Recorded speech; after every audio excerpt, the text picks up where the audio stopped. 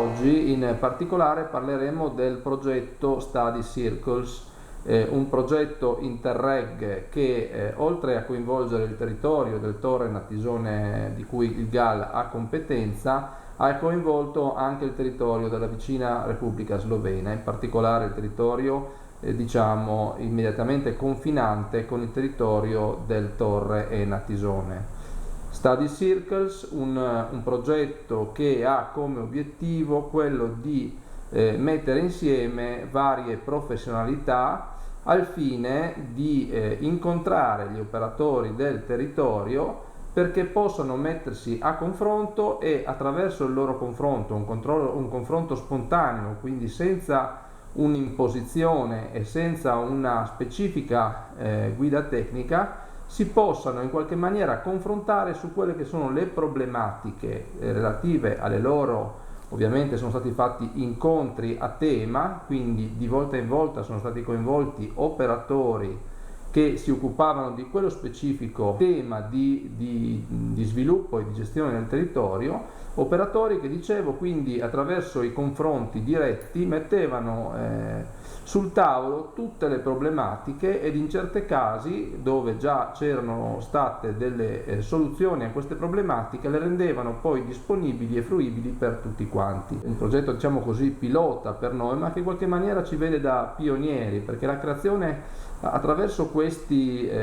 progetti, questi incontri, diciamo, liberi tra operatori del territorio dei due fronti, quindi italiano e sloveno, si è potuto creare anche una sorta di rete di impresa, in quanto il fatto di conoscersi, di conoscere le problematiche, ma di sapere soprattutto l'esistenza l'uno dell'altro, ha permesso a certi operatori di riuscire ad entrare in sintonia fra di loro e creare quella fondamentale sinergia che è uno degli elementi, secondo me, forti, e anche per il futuro dovrà essere un elemento forte da sviluppare per permettere di creare per il possibile operatore, ma anche per il fruitore del territorio, sentire in qualche maniera che il territorio è organizzato, che il territorio vive come un territorio unico e omogeneo.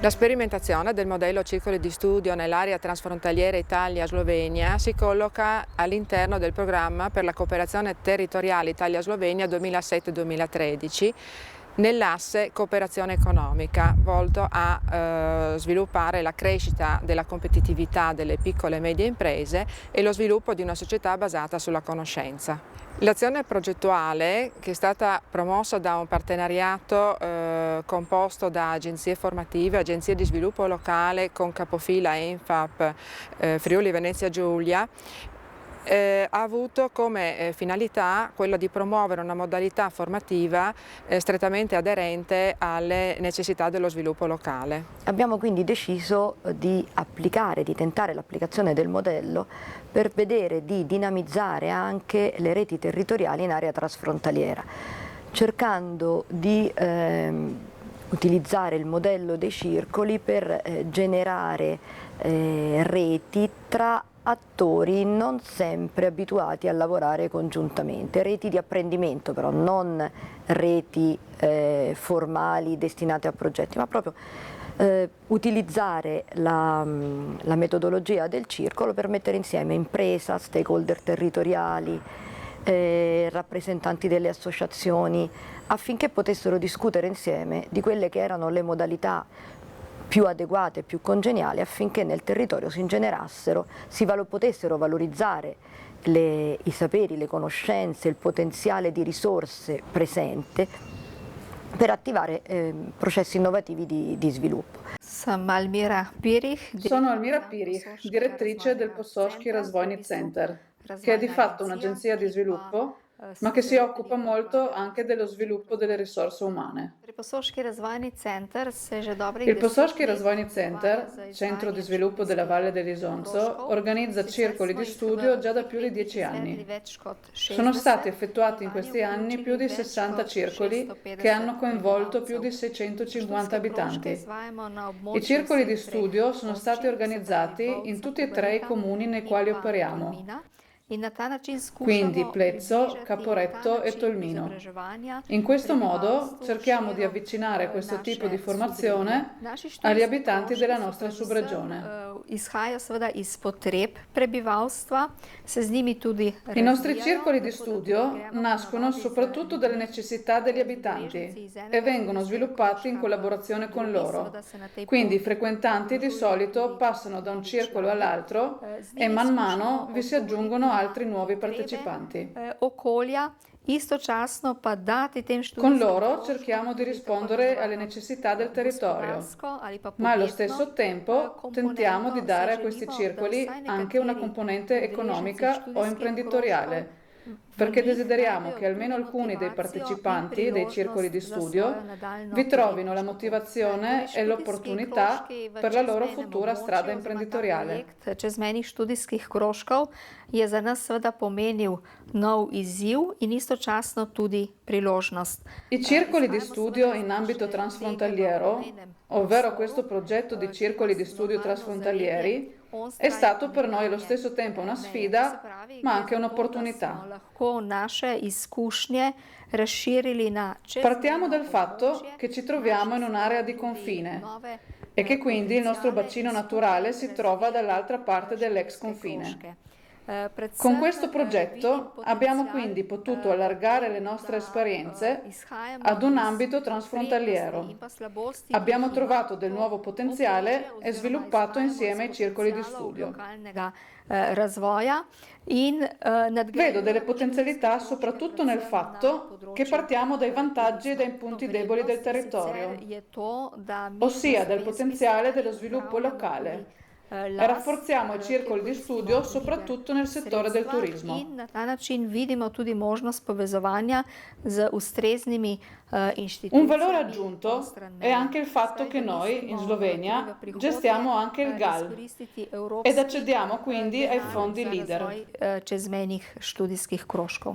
La sperimentazione è stata accompagnata da un gruppo di esperti dell'Istituto Andragogico della Slovenia, con sede a Lubiana, e della cattedra UNESCO per lo sviluppo umano e la cultura di pace, agganciata all'Università di Firenze.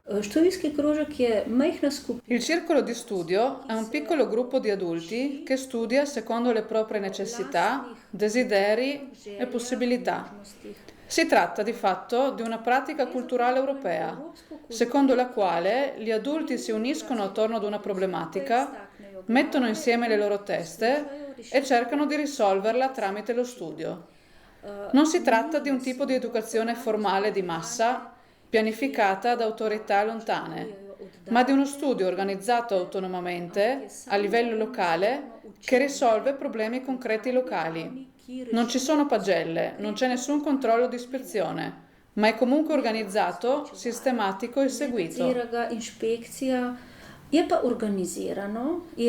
Le persone partecipano molto volentieri ai circoli di studio.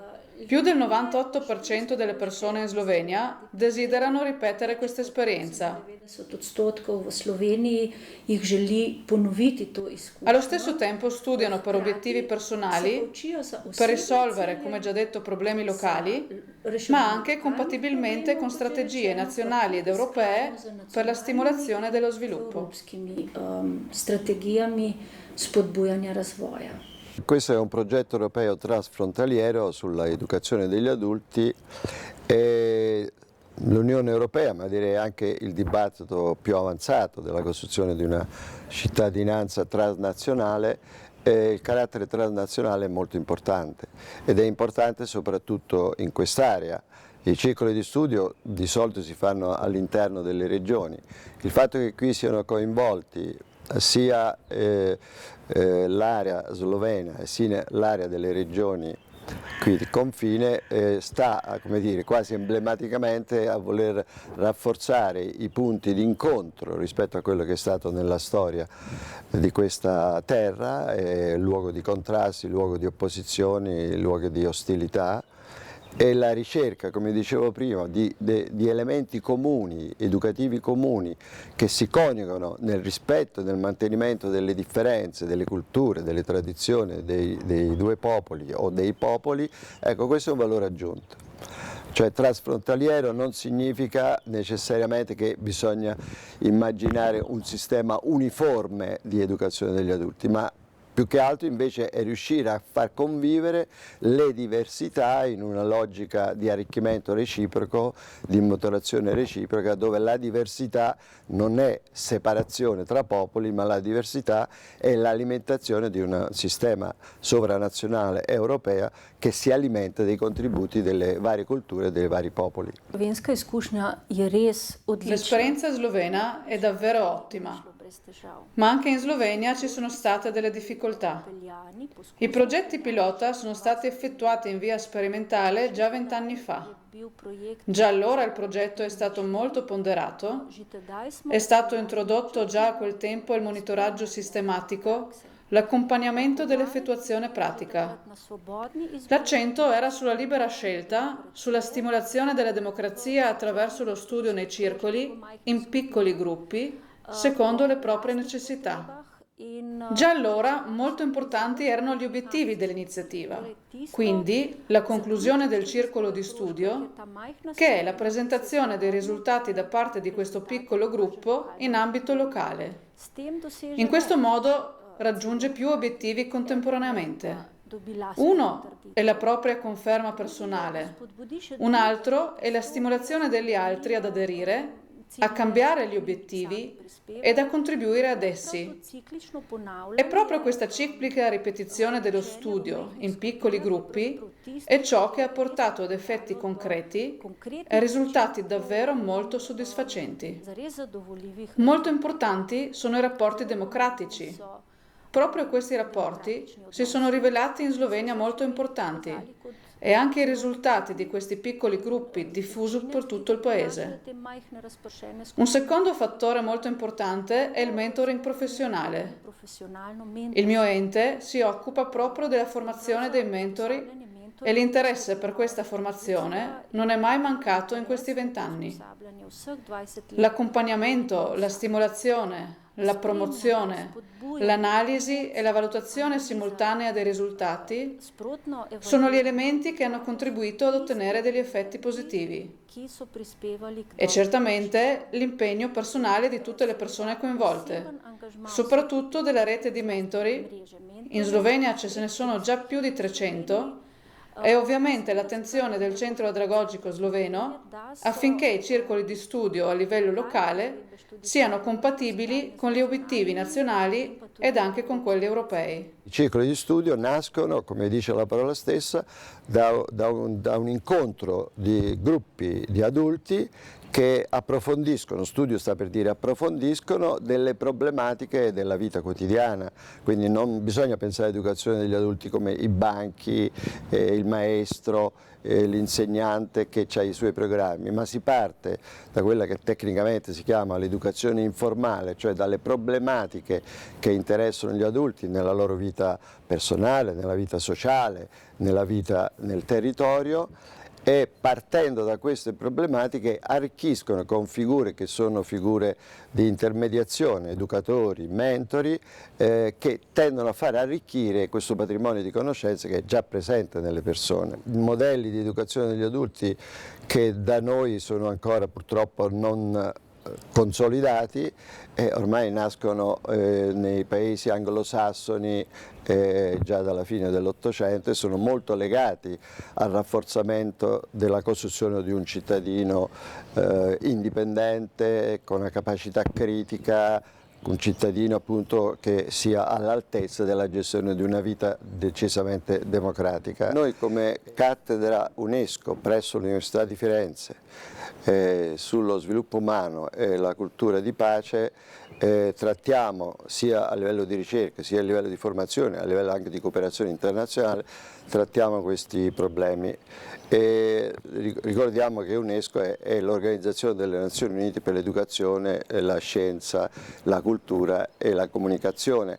Quindi le cose che dicevo prima a livello internazionale sono il pane quotidiano dei piani di sviluppo, direi anche di tipo planetario. Se ricordiamo la scommessa del millennio, le sfide del millennio delle Nazioni Unite danno una grande importanza per combattere la povertà, per combattere l'esclusione, per combattere tutte le forme di discriminazione, della valorizzazione dell'educazione, nel senso che, ripeto ancora una volta, non bisogna pensare che l'educazione è l'apprendimento di alcuni contenuti in un programma scolastico, c'è anche quello, ma l'educazione è una progettualità più ampia che è basata sulla crescita delle potenzialità mentali, affettive, emozionali degli esseri umani e in un mondo ormai globalizzato abbiamo bisogno che in tutti i paesi, in tutte le culture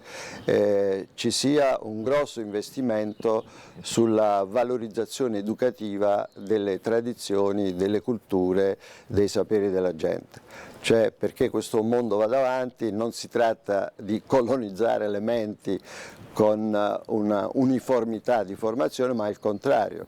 È un mondo che è basato sulle biodiversità, sulle diversità culturali, sulle diversità sociali, è soltanto un mondo che valorizza le diversità e le riesce a far convivere può realizzare quello che ormai nel dibattito dell'UNESCO e delle Nazioni Unite è la costruzione di un eco-umanesimo planetario.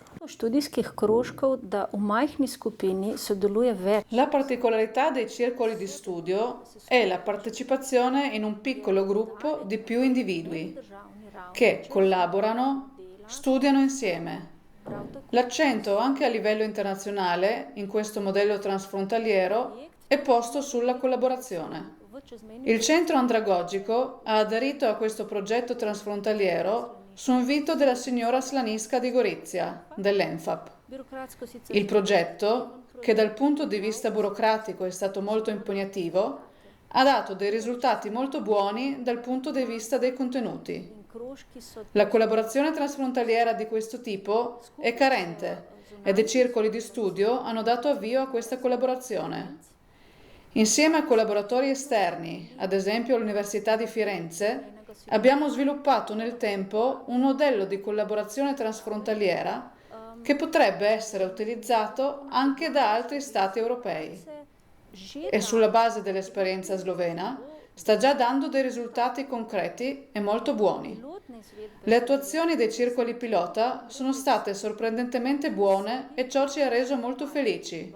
Avevamo infatti un po' paura, ma hanno dimostrato allo stesso tempo anche che non tutti i partner sono ancora capaci di una collaborazione aperta e partecipata, che esistono ancora degli ostacoli, dei dubbi, delle paure, così come è stato all'inizio in Slovenia. Per questo siamo convinti che in futuro questi buoni risultati, queste ottime attuazioni pilota dei singoli circoli in Italia, in Slovenia e di quelli transfrontalieri, convinceranno i dubbiosi che lo sviluppo, il futuro, sta nella collaborazione, nell'apertura, nella stimolazione della fiducia, nella crescita del sapere. E quindi attendiamo con gioia nuove collaborazioni e le desideriamo molto, di qualsiasi tipo esse siano, ma soprattutto su due livelli. Quello operativo, sul territorio, con nuovi circoli di studio transfrontalieri, ma anche a livello di ricerca, perché anche i circoli di studio transfrontalieri dovranno essere seguiti, coordinati, orientati. Ed in quest'ambito, con l'ENFAP, con la signora Slaniska, il Posoški Razvojni Center e gli altri partner, desideriamo continuare a collaborare. Sono Natasha Klobučar-Štransar, lavoro per il Posoški Razvojni Center, in parte nel Dipartimento per l'Ambiente, in parte invece mi occupo delle attività di sostegno per i disoccupati.